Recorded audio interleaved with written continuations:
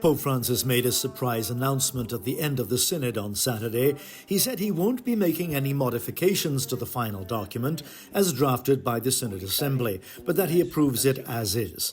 The news was greeted by applause on the part of Synod participants.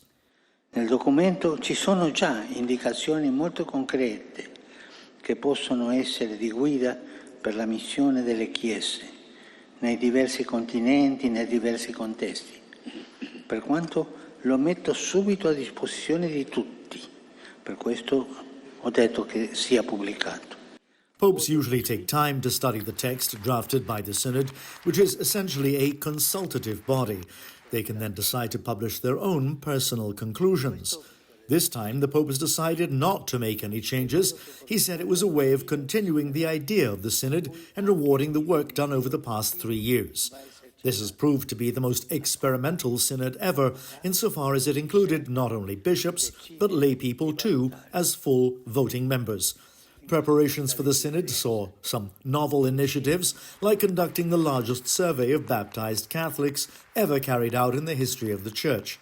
Voglio così riconoscere il valore del cammino sinodale compiuto, che tramite questo documento consegno al santo popolo fedele di Dio. The Synod final document contains 155 points. Each one was approved with the votes of more than 2/3 of the Assembly. The one that received the fewest favourable votes, 97 out of 355, was the one dedicated to the role of women in the Church.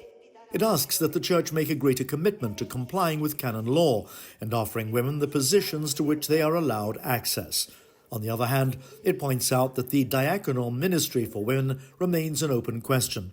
The Pope and the Prefect of the Doctrine of the Faith appear willing to study the possibility of a female diaconate that does not imply any type of ordination. The Synod document covers multiple topics, including the importance of Christians, especially seminarians, receiving something it calls an integral education, not just spiritual, but also affective. The document also calls for a closer relationship between members of different church institutions with the aim of fostering a sense of community.